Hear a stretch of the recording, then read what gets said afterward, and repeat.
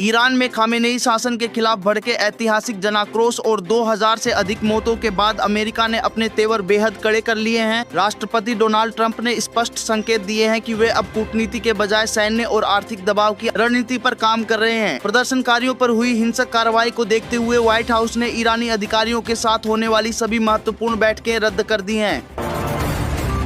मध्य प्रदेश में जनवरी की ठंड इस बार इतिहास रचती नजर आ रही है। प्रदेश में शीतलहर का असर लगातार तेज होता जा रहा है और मौसम विभाग का मानना है कि जनवरी 2026 पिछले 10 सालों की सबसे ठंडी जनवरी साबित हो सकती है। इसी बीच मौसम विभाग ने अगले 24 घंटों के लिए एक बार फिर शीतलहर को लेकर रेड अलर्ट जारी किया है, खास तौर पर प्रदेश के उत्तरी हिस्सों के लिए। 14 जनवरी यानी मकर संक्रांति के बाद 2 दिन भी प्रदेश में ठंड से राहत मिलने के आसार बेहद कम हैं। प्रधानमंत्री नरेंद्र मोदी ने बुधवार को राष्ट्रीय राजधानी दिल्ली में केंद्रीय मंत्री एल मुरुगन के आवास पर आयोजित पोंगल समारोह में शामिल हुए। उन्होंने वहां लोगों को शुभकामनाएं दी और गौसेवा की। इससे पहले पीएम ने देश भर के नागरिकों को मकर संक्रांति, भोगाली बिहू और पोंगल की शुभकामनाएं दी। उन्होंने कार्यक्रम को संबोधित किया और कहा, ये पर्व आप सबके साथ मनाना मेरे लिए सौभाग्य की बात है। मैं भारत और दुनिया भर में रहने वाले सभी तमिल भाइयों और बहनों को पोंगल और सभी त्योहारों की हार्दिक शुभकामनाएं देता हूँ। आज से बदल जाएगा पीएम मोदी के दफ्तर का पता, जाने नए पीएमओ की खासियत। मकर संक्रांति के दिन से प्रधानमंत्री नरेंद्र मोदी के दफ्तर का पता बदलने जा रहा है। साउथ ब्लॉक में मौजूद पीएमओ पर सेवा तीर्थ परिसर में ट्रांसफर हो सकता है। दारा सिकोह रोड पर बना यह नया कार्यालय सेंट्रल विस्टा परियोजना का हिस्सा है। आजादी के बाद पहली बार प्रधानमंत्री कार्यालय यानी पीएमओ की जगह बदलेगी। दिल्ली एनसीआर में बुधवार सुबह से ही कड़ाके की ठंड और शीतलहर का प्रकोप जारी है। सड़कों पर विजिबिलिटी बेहद कम हो गई है, जिससे आम जनजीवन और यातायात पर असर पड़ रहा है। राजधानी और आसपास के इलाकों में घना कोहरा छाया हुआ है।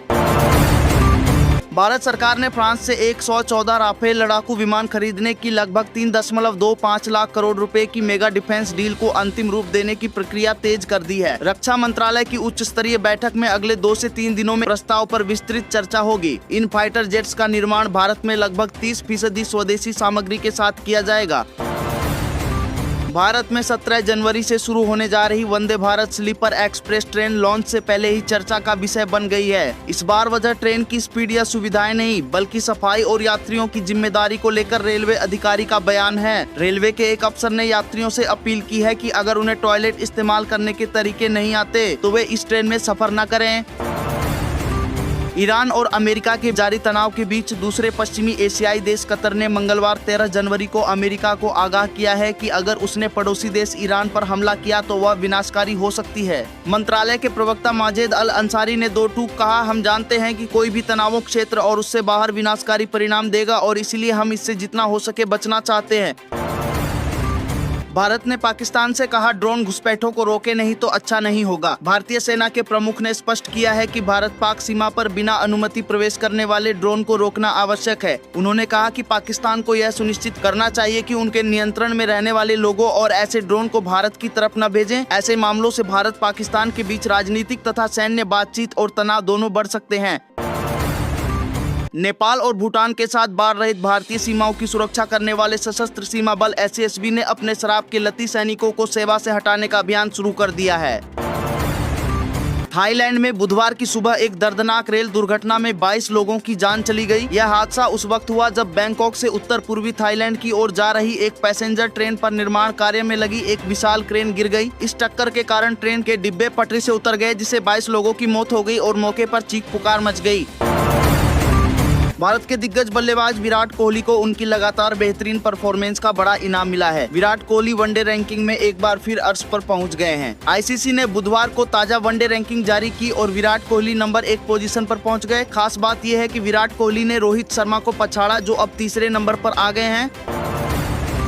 उत्तर प्रदेश की राजधानी लखनऊ पहुंचे केंद्रीय मंत्री किरेन रिजिजू ने एक प्रेस कॉन्फ्रेंस की और बीवीजी रामजी के फायदे गिनाए। उन्होंने कहा कि उत्तर प्रदेश एक बड़ा और अहम राज्य है। यहाँ पर बीवीजी रामजी अधिनियम से जुड़ी जानकारी लोगों तक पहुँचाने के लिए वर्कशॉप रखी गई है। उन्होंने कहा कि 11 लाख करोड़ से अधिक खर्च किए जाने के बाद भी हमारे ग्रामीण क्षेत्रों में जो विकास होना चाहिए था वह नहीं हुआ। मनरेगा में सबसे अधिक राशि जहाँ दिए जाने की जरूरत थी वहाँ न देकर उस जगह अधिक राशि दी गई जहाँ इसमें भ्रष्टाचार अधिक हुआ।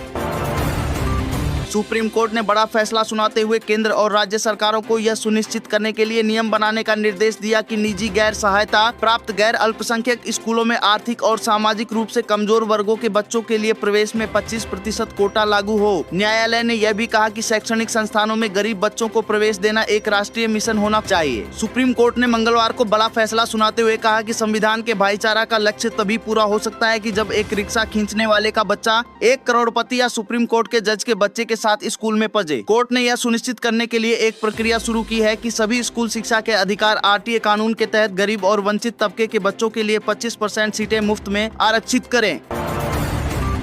ऑस्ट्रेलिया जाने का सपना देख रहे भारतीय छात्रों के लिए राह अब और चुनौतीपूर्ण हो गई है, क्योंकि ऑस्ट्रेलियाई सरकार ने छात्र वीजा नियमों में बदलाव करते हुए भारत को उच्चतम जोखिम मतलब असेसमेंट लेवल 3 वाले श्रेणी में डाल दिया है। इससे दस्तावेजी आवश्यकताओं में सख्ती और आवेदनों की गहन जांच लागू हो गई है। इस बदलाव के कारण भारत AL2 से AL3 श्रेणी में आ गया है।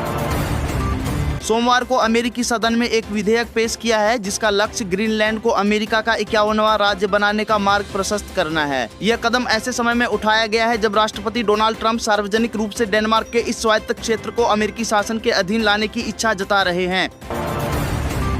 जर्मनी ने सोमवार को घोषणा ऐलान किया कि वह भारतीय पासपोर्ट धारकों को देश से होकर गुजरने के लिए वीजा फ्री ट्रांजिट सुविधा देगा, जिसका मकसद भारतीयों के लिए यात्रा को आसान बनाना है। इसका मतलब है कि कनेक्टिंग इंटरनेशनल फ्लाइट पकड़ने के लिए जर्मनी के इंटरनेशनल ट्रांजिट एरिया में लेओवर के दौरान भारतीय नागरिकों को अब एयरपोर्ट ट्रांजिट वीजा की जरूरत नहीं होगी। हालांकि ये सुविधा यात्रियों को अपने आप एयरपोर्ट छोड़ने, जर्मनी में घुसने या वहाँ रहने की इजाजत नहीं देती है।